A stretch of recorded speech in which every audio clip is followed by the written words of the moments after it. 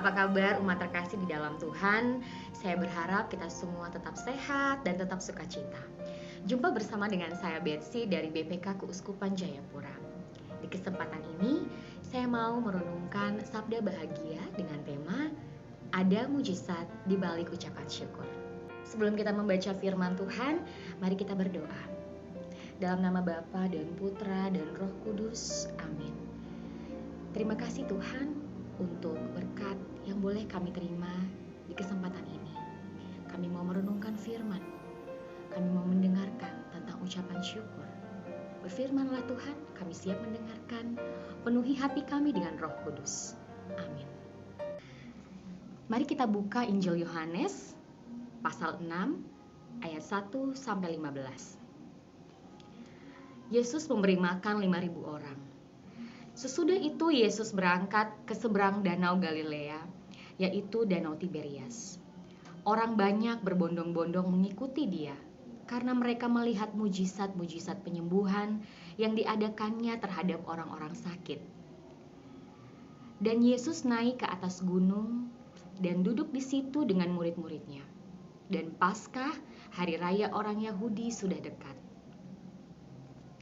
Ketika Yesus memandang sekelilingnya dan melihat bahwa orang banyak berbondong-bondong datang kepadanya, berkatalah ia kepada Filipus, "Di manakah kita akan membeli roti supaya mereka ini dapat makan?" Hal itu dikatakannya untuk mencobai dia, sebab ia sendiri tahu apa yang hendak dilakukannya. Jawab Filipus kepadanya, "Roti seharga 200 dinar tidak akan cukup untuk mereka ini. Sekalipun masing-masing mendapat sepotong kecil saja." Seorang dari murid-muridnya, yaitu Andreas, saudara Simon Petrus, berkata kepadanya, "Di sini ada seorang anak yang mempunyai 5 roti jelai dan 2 ikan.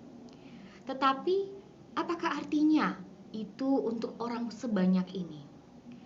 Kata Yesus, "Suruhlah orang-orang itu duduk." Adapun di tempat itu banyak rumput, maka duduklah orang-orang itu, kira-kira 5.000 laki-laki banyaknya. Lalu Yesus mengambil roti itu, mengucap syukur, dan membagi-bagikannya kepada mereka yang duduk di situ. Demikian juga dibuatnya dengan ikan-ikan itu, sebanyak yang mereka kehendaki. Dan setelah mereka kenyang, ia berkata kepada murid-muridnya, "Kumpulkanlah potongan-potongan yang lebih supaya tidak ada yang terbuang." Maka mereka pun mengumpulkannya dan mengisi 12 bakul penuh dan dengan potongan-potongan dari kelima roti jelai yang lebih setelah orang makan. Ketika orang-orang itu melihat mujizat yang diadakannya, mereka berkata, "Dia ini benar-benar nabi yang akan datang ke dalam dunia." Karena Yesus tahu bahwa mereka hendak datang dan hendak membawa dia dengan paksa untuk menjadikan dia raja, ia menyingkir pula ke gunung seorang diri. Umat Tuhan yang terkasih, melalui bacaan Injil ini tentang Yesus memberi makan 5.000 orang, ada 3 sosok yang saya soroti. Yang pertama Filipus, kemudian Andreas, dan Yesus sendiri. Ada kisah menarik di sini yang perlu kita petik. Mulai dari bagaimana Yesus mengajarkan untuk berani mengambil bagian dalam peristiwa apapun itu. Yang kedua, kita harus berani mengucap syukur. Kemudian yang ketiga, Yesus mau mengajarkan untuk syukur itu jangan sampai di kamu saja. Kamu harus bagi-bagikan itu kepada orang lain. Agar apa?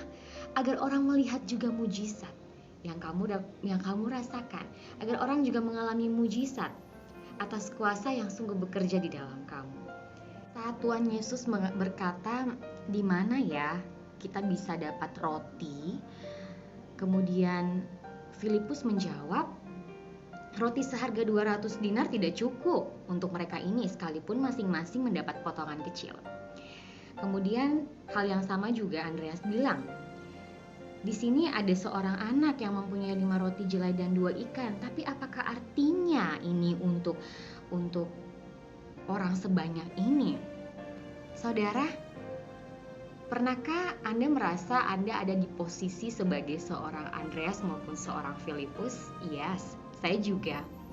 Kadang-kadang dalam menjalani kehidupan, saya merasa bahwa sering sekali, banyak kali, saya meragukan situasi. Saya khawatir dengan keadaan yang ada di depan mata. Mungkin saudara saat ini juga sedang khawatir, apalagi di saat situasi pandemi, dan semua orang di dunia ini merasakan hal yang sama. Apakah Anda sedang khawatir dengan 5 roti dan 2 ikan Anda? Apakah Anda sedang khawatir dengan stok yang Anda punya saat ini di rumah? Yes, kita pernah ada di posisi, atau sering banyak ada di posisi Filipus dan Andreas.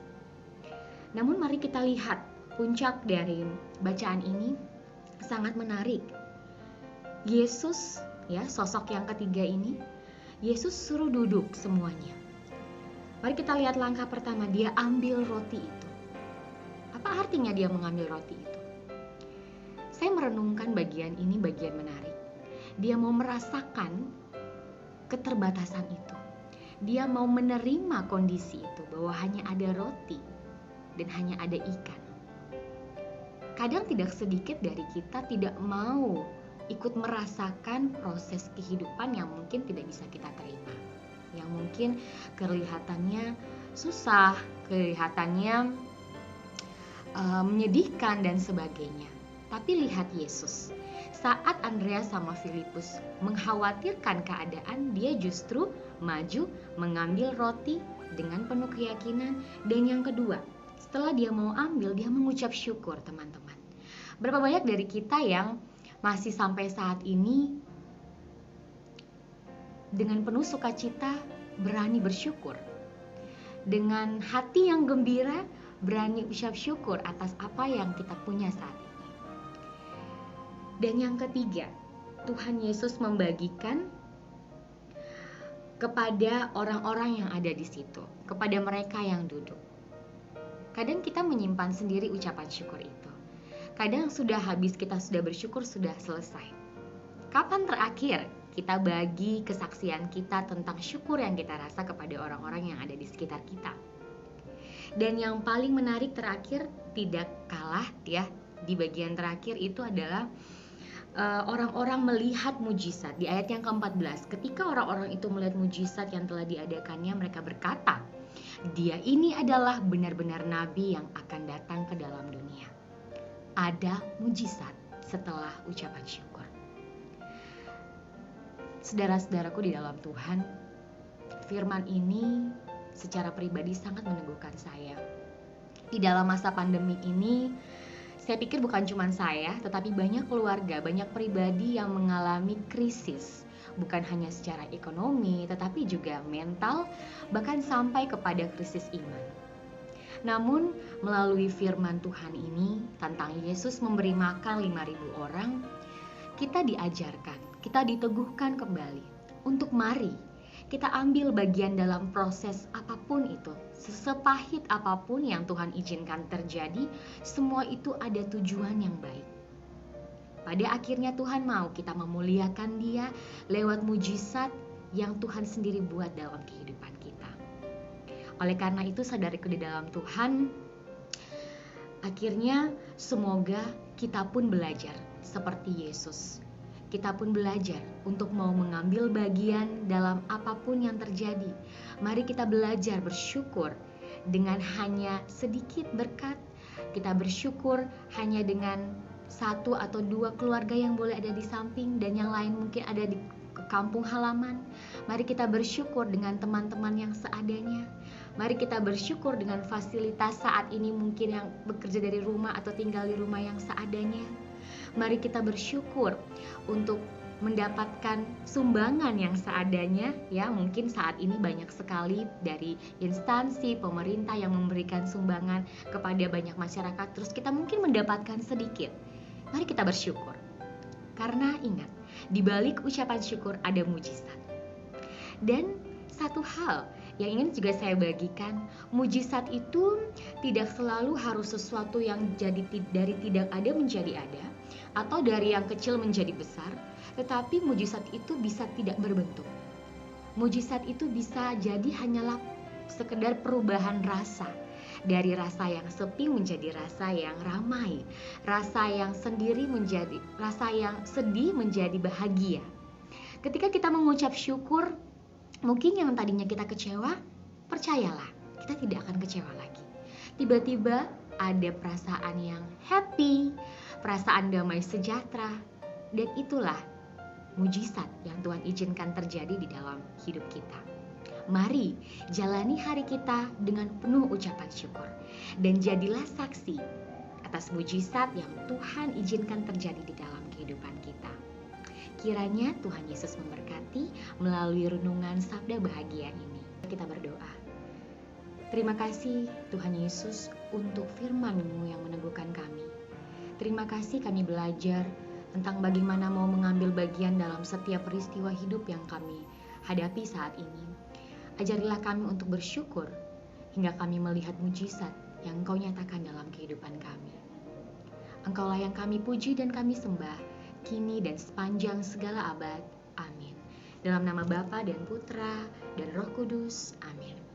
Terima kasih umat Tuhan yang ada di rumah, senantiasa mengejar kebenaran di dalam firman Tuhan. Tuhan Yesus memberkati. Shalom.